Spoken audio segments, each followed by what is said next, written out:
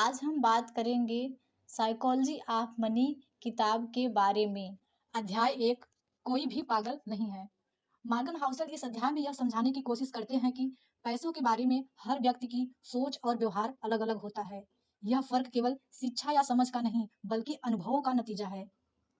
हर किसी का अनुभव अलग है। लेखक कहते हैं कि हम जिस दौर, परिवार या माहौल में बड़े होते हैं वही हमारे वित्तीय निर्णयों को आकार देता है। जिसने 1970 या 80 के दशक में शेयर बाजार का बूम देखा, उसके लिए स्टॉक मार्केट अवसर का प्रतीक है। वही जिसने 2008 की आर्थिक मंदी या डॉट कॉम बबल का नुकसान झेला, उसके लिए वही मार्केट डर और अविश्वास की जगह है। इसलिए अगर कोई व्यक्ति शेयरों से डरता है तो वह पागल नहीं है, बल्कि उसके व्यक्तिगत अनुभवों ने उसे ऐसा बना दिया है।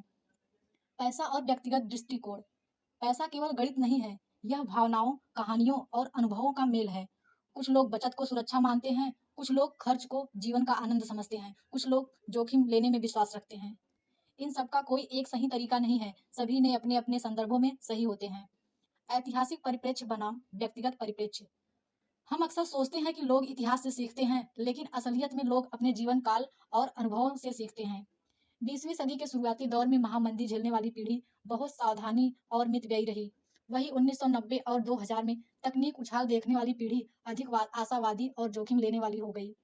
इसलिए अगर दो लोग अलग-अलग सलाह देते हैं, कोई बचत करने को कहता है और कोई निवेश करने को, तो दोनों के अनुभव ही उनकी राय बना रहे हैं। किसी को दोषी ठहराना सही नहीं। लेखक कहते हैं कि अक्सर हम दूसरों के निर्णय पर सवाल उठाते हैं। अरे, उसने इतना पैसा स्टॉक में क्यों लगाया, या उसने इतना बड़ा कर्ज क्यों लिया।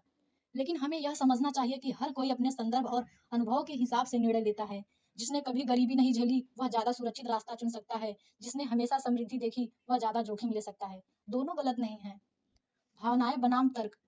पैसे के मामले में लोग पूरी तरह तर्क संगत नहीं होते, बल्कि वे भावनात्मक रूप से उचित फैसले लेते हैं। उदाहरण में देखा जाए, कोई व्यक्ति महंगी बीमा पॉलिसी खरीदता है, गणितीय रूप से यह नुकसान हो सकता है, लेकिन भावनात्मक रूप से यह उसे सुरक्षा देता है। कोई शेयरों में निवेश से दूर रहता है, क्योंकि उसके माता पिता ने नुकसान देखा था। भले ही आंकड़े कहते हो कि लंबी अवधि में शेयर अच्छा रिटर्न देते हैं, लेकिन उसके लिए यह डर वास्तविक है। दृष्टिकोण की सीमाएं। हर व्यक्ति का दृष्टिकोण सीमित होता है, वह पूरी दुनिया का अनुभव नहीं कर सकता। अगर आप भारत में पढ़े पले बढ़े हैं तो आपके वित्तीय अनुभव अमेरिका या जापान के व्यक्ति के जैसे नहीं हो सकते। इसी तरह शहर और गांव में पढ़े बले या बड़े होने वाले लोगों का पैसों को लेकर नजरिया अलग होता है। मूल संदेश। लेखक का कहना है कि जब हम किसी के वित्तीय व्यवहार को गलत या पागलपन कहते हैं तो दरअसल उनके अनुभवों को नजरअंदाज कर रहे होते हैं। हर इंसान अपनी व्यक्तिगत कहानी के आधार पर फैसले करता है। पैसे को समझने के लिए यह मानना जरूरी है कि हर कोई अपने हिसाब से तर्कसंगत है। उदाहरण से समझिए। मान लीजिए दो दोस्त हैं। अजय ने 2007 में नौकरी शुरू की और 2008 में मंदी देखी। उसने देखा कि लोग शेयर बाजार में सब कुछ खो बैठते हैं, इसलिए वह अब भी ज्यादातर पैसा एफडी में और सोने में रखता है। विजय ने 2010 में नौकरी शुरू की और 2014 से 19 तक मार्केट का शानदार दौर देखा। उसके लिए शेयर बाजार कमाई का सबसे अच्छा साधन है। दोनों का व्यवहार बिल्कुल अलग है, लेकिन क्या अजय पागल है? नहीं। क्या विजय गलत है? नहीं। दोनों अपने अपने अनुभव से प्रभावित हैं।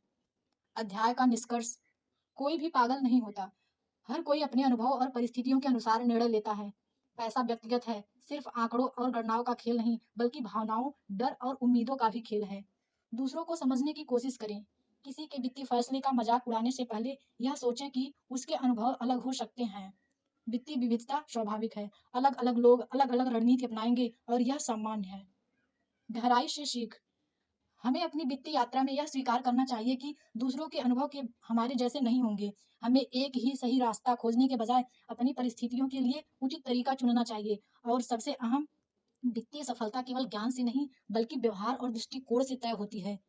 यही संदेश इस अध्याय में दिया गया है कि पैसे के बारे में सोचते समय किसी को पागल कहना गलत है। हर इंसान अपनी अनोखी कहानी जी रहा है।